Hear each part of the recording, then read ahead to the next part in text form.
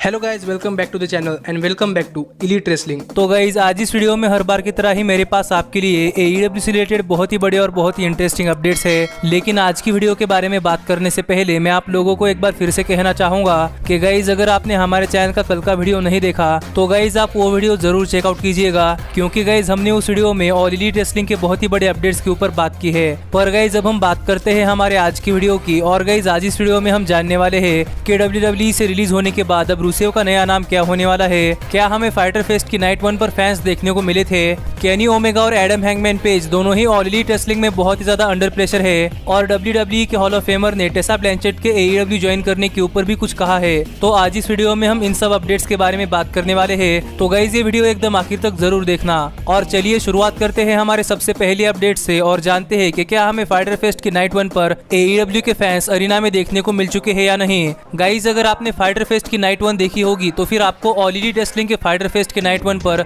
Ring side के आसपास कोई भी फैन नहीं देखने को मिला होगा, क्योंकि रिंग साइड पर ऑल एलीट रेसलिंग के कोई भी फैंस नहीं बल्कि रिंग साइड पर ऑल एलीट रेसलिंग के खुद के रेसलर्स थे। लेकिन यहाँ पर एक रिपोर्ट ऐसी आ रही है जो हमें बताती है कि हमें फाइटर फेस्ट की नाइट 1 पर ऑल एलीट रेसलिंग में 60 से भी ज्यादा फैंस देखने को मिले हैं, जो कि फाइटर फेस्ट की नाइट 1 एंजॉय करने के लिए वहाँ स्टेडियम में आए थे। गाइज ये रिपोर्ट आप में से कई सारे लोगों को झूठ लग सकती है, क्योंकि हमने फाइटर फेस्ट की नाइट 1 पर रिंग साइड के आसपास कोई भी फैन नहीं देखा था। लेकिन गाइज ये रिपोर्ट बिल्कुल सच है, क्योंकि हमें फाइटर फेस्ट की नाइट 1 पर रिंग साइड के आसपास नहीं बल्कि स्टेडियम में दूर फैंस देखने को मिले थे, जो कि स्टेडियम की सीटिंग की अपर डेक में बैठे थे। पर गाइज कभी कैमरामैन ने उन फैंस को नोटिस ही नहीं किया, इस वजह से हमें फाइटर फेस्ट की नाइट 1 पर कोई भी फैन नहीं देखने को मिला। लेकिन यहाँ पर ये शो एंजॉय करने के लिए 60 से भी ज्यादा लोग आ चुके थे, जिन्हें ऑल एलीट रेसलिंग ने शो एंजॉय करने के लिए 2-3 कंडीशंस के ऊपर बुलाया था। पहली तो ये कि सबको मैंडेटरी मास्क पहनना पड़ेगा, और दूसरी ये कि सभी को सोशल डिस्टेंसिंग मेंटेन करनी पड़ेगी। और इन्हीं दो कंडीशन के ऊपर ऑल एलीट रेसलिंग ने अपने सभी फैंस को अपने शो एंजॉय करने के लिए बुलाया था। और यहाँ पर ऐसा नहीं था कि ऑल एलीट रेसलिंग ने अपने फैंस को बुलाया है,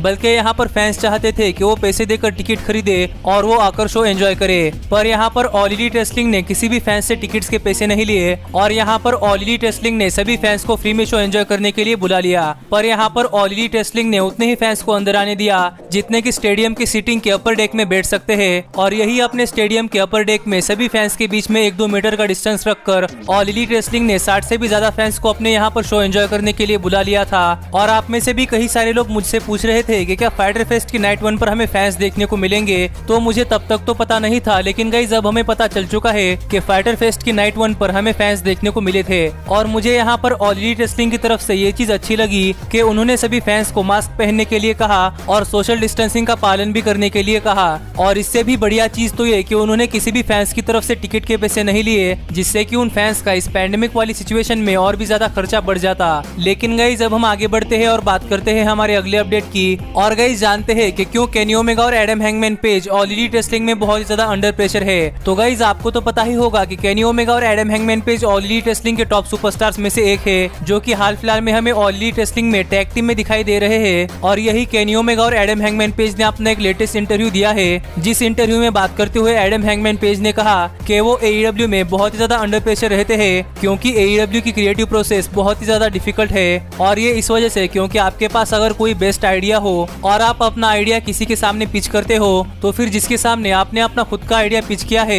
वो भी आपके उस आइडिया में अपना खुद का इनपुट देगा, और वो भी अपने थोड़ी फार आइडिया पिच कर आपके आइडिया को और भी बेहतरीन करने में लगेगा। और यही किसी एक के पास अगर कोई ग्रेट आइडिया होता है तो बाकी बचे हुए लोग उससे भी ग्रेट आइडियाज पिच करते हैं, जिससे कि ऑल एलीट रेसलिंग की क्रिएटिव प्रोसेस बहुत ही ज्यादा डिफिकल्ट होती है, क्योंकि आपको बहुत सारे ग्रेट आइडियाज में से सही आइडिया चुनना होता है, जिससे कि आप अपने फैंस को एंटरटेन कर पाओ। और एडम हैंगमैन पेज को तो ये बात डिफिकल्ट लगती है, और ये बात डिफिकल्ट है भी, लेकिन मुझे यहाँ पर ऐसा लगता है कि ऑल एलीट रेसलिंग में हर कोई अपने आइडियाज पिच कर सकता है, जिससे कि हमें ऑल एलीट रेसलिंग पर बहुत ही बढ़िया प्रोडक्ट देखने को मिलता है। पर यहाँ पर केनी ओमेगा ने बात करते हुए कहा कि वो ऑल एलीट रेसलिंग में इसलिए अंडर प्रेशर है क्योंकि केनी ओमेगा अपनी हर परफॉर्मेंस अपने लास्ट परफॉर्मेंस से बहुत ही बढ़िया देना चाहते हैं। और जबकि केनी ओमेगा ने ऑल एलीट रेसलिंग में लास्ट टाइम 6 स्टार मैच दिया था, लेकिन फिर भी यहाँ पर केनी ओमेगा नहीं रुकना चाहते, क्योंकि यहाँ पर केनी ओमेगा उस 6 स्टार मैच से भी बहुत ही बढ़िया मैच देना चाहते हैं। और ये चीज कोई एक टाइम के लिए नहीं बल्कि हर टाइम के लिए होती है, क्योंकि केनी ओमेगा अपने खुद का बेस्ट वर्जन बनना चाहते हैं, क्योंकि उनके लिए ये चीज मैटर करती है।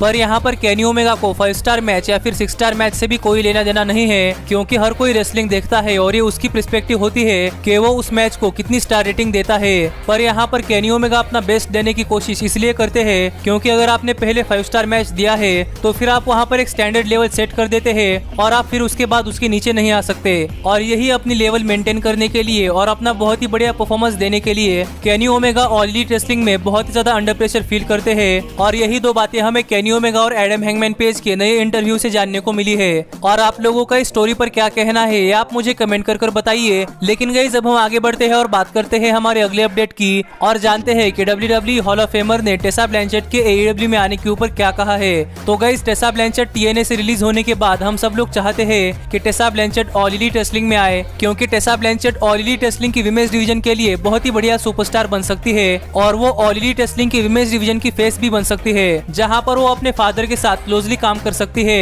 पर यही टेसा ब्लैंचेट के AEW में आने के ऊपर बात करते हुए WWE hall of famer Booker T ने कहा कि उन्हें ऐसा लगता है कि टेसा ब्लैंचेट को AEW में जाना चाहिए क्योंकि वो एक छोटे पॉन्ड में बड़ी मछली बन सकती है जिससे कि टेसा ब्लैंचेट और भी ज्यादा शाइन करेंगी और उनके ऊपर बहुत सारे लोगों की नजर आ सकती है। पर यही बुकर टी ने बात करते हुए यह भी कहा है कि वो टेसा ब्लैंचेट और शार्लेट फ्लेयर का एक मैच देखना चाहते हैं जहां पर मुझे भी ये मैच देखना है क्योंकि गाइस ये मैच दोनों ही फीमेल रेसलर्स के बीच में वर्ल्ड की बेस्ट फीमेल रेसलर बनने के लिए हो सकता है। पर अगर ये मैच होता भी है तो फिर आपको क्या लगता है कि क्या विंस मैकमैन टेसा ब्लैंचेट को ये मैच जीतने देंगे? बिल्कुल नहीं, क्योंकि विंस मैकमैन ने शार्लेट फ्लेयर को खुद से बिल्ड किया है और वो अपने खुद के बिल्ड किए हुए स्टार्स को ही जिताएंगे। और मुझे लगता है कि WWE में जाकर शार्लेट फ्लेयर से हारने से अच्छा है कि Tesa Blanchett all elite wrestling में आकर ऑल एलीट रेसलिंग की विमेंस डिवीजन की फेस बने और यही मैं भी चाहता हूँ। पर देखते हैं कि आगे क्या होता है। और इसी के साथ अब हम बात करते हैं हमारे फाइनल अपडेट की और गाइस जानते हैं कि WWE से रिलीज होने के बाद अब रुसेव अपना नया कौन सा नाम यूज करने वाले हैं। गाइस मुझे लगता है कि आप में से बहुत सारे लोग हमारे चैनल को बहुत पहले से फॉलो करते हैं तो आप में से कई सारे लोगों को पता होगा कि ट्रेडमार्क क्या होता है।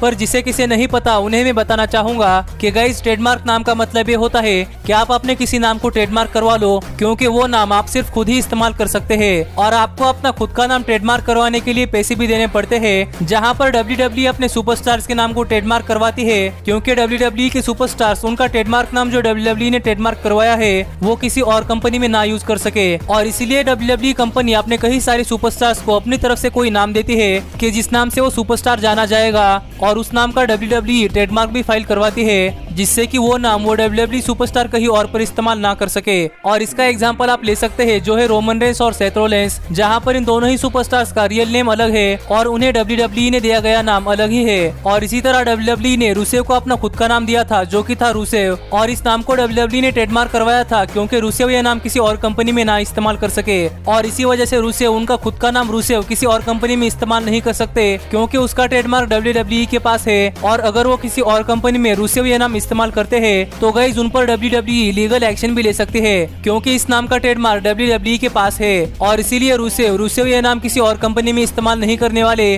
पर यहाँ पर रुसेव का दूसरा नाम सामने आ रहा है जो कि वो आज के बाद से अगर वो किसी और कंपनी में रेसल करने के लिए गए तो वहाँ पर रुसेव अपना वो नाम इस्तेमाल कर सकते हैं और रुसेव नाम की जगह रुसेव जो अपना दूसरा नाम इस्तेमाल करने वाले है वो उनका रियल लाइफ नेम होने वाला है जो कि है मीरो। और इसके बाद से अगर रुसेव किसी और रेसलिंग कंपनी में जाते हैं तो उन्हें रुसेव नाम से नहीं बल्कि मीरो नाम से बुलाया जाएगा क्योंकि रुसेव नाम का ट्रेडमार्क WWE के पास है पर मीरो नाम का नहीं। और गाइस आज इस वीडियो में मेरे पास आपके लिए इतनी ही अपडेट्स है तो आपको ये वीडियो कैसी लगी ये आप मुझे कमेंट कर बताइए। पर अब मिलता हूँ आपसे अगली वीडियो में, पर तब तक stay healthy stay happy and keep watching elite wrestling.